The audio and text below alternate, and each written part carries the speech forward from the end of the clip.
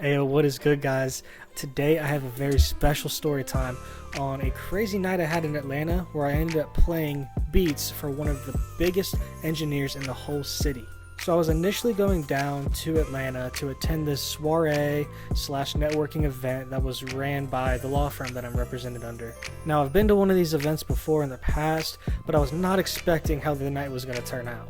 So I ended up getting to my hotel down in Atlanta, and I was going to meet up with my lawyer at the bottom level of the hotel to just meet up and touch base before we headed over to the event. So I ended up going down to meet up with my lawyer, but also with my lawyer was this guy that runs an independent label that I've hung out with in the past.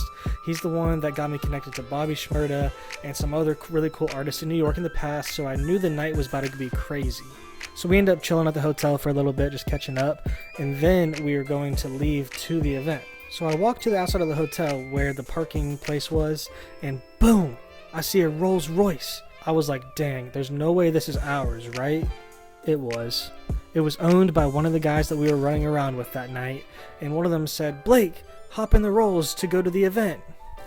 I was like, what? Okay, bet. So I ended up hopping in the Rolls. The ride to the event was only about 5-10 minutes. It was not that long. But for that 5 to 10 minutes, I felt like I was living the life. Here's a few pictures that got taken of me in the Rolls Royce, and I was just like, oh my gosh, there's no way that I'm living like this right now. So we ended up going into the event, and it's at this really, really nice steakhouse. They have it like an outdoorsy kind of vibe to it, though. They like set up this whole big bar. There's a ton of food.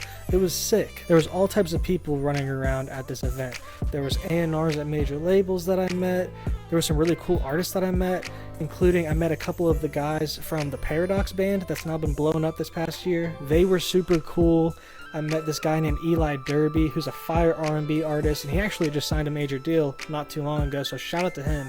Super chill guy. But there was one person that was there that I didn't even end up seeing, but I saw after the fact in the pictures that were posted about the event, and it was one of my main inspirations to become a producer, Mexico Joe. I was devastated after the fact when I found out he was there and I didn't see him or say what's up. Like, literally, he is one of my favorite artists slash producers.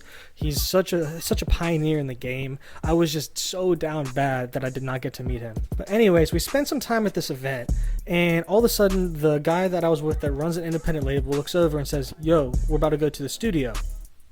I don't have my computer. I literally am at this event. I'm in kind of like nicer clothes.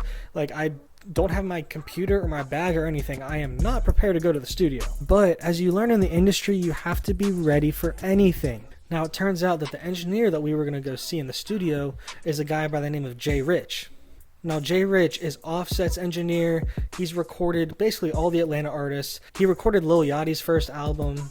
Like, he's literally just one of the most goated engineers in Atlanta. So boom, we leave the event, we go hop in the car, and we start heading towards the studio. Now, my guy is telling me, to have beats ready, beats that are kind of in the style of Offset, that ATL sound. So I'm literally on my phone, because keep in mind, I don't have my computer. I'm on my phone in the car, scrolling through my Dropbox, just trying to get a folder ready to be able to play.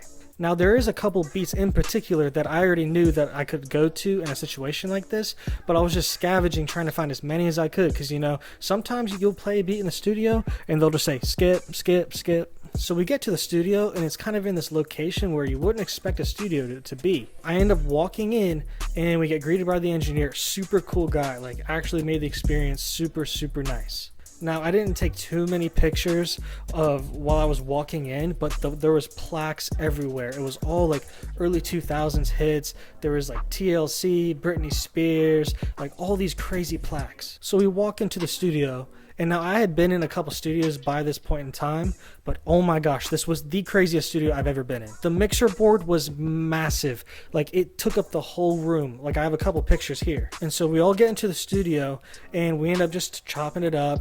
The engineer was actually nice enough to play us a couple of unreleased records from Offset. They were all bangers, and they were talking about how Offset's album is basically wrapped up and ready to go. It was right before the release, but they were down to, still listen to some beats. So I hook up to the aux with my phone. I don't have my computer, and I end up playing some beats. And off the first beat, I was lucky enough to get an awesome reaction from the engineer and everyone else in the room, and he looked at me like, man, you made this? So I ended up playing a few more, and he ended up asking for a couple of the beats that I played. So success.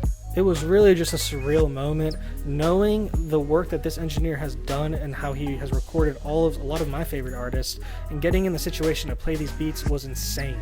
It felt like a crazy experience. I mean, there was a Grammy sitting on the mixer board in the room. I was like, bro, this is insane. This just goes to show you literally never know what's going to happen sometimes in the music industry when you get yourself in rooms like this. Like, you literally just never know.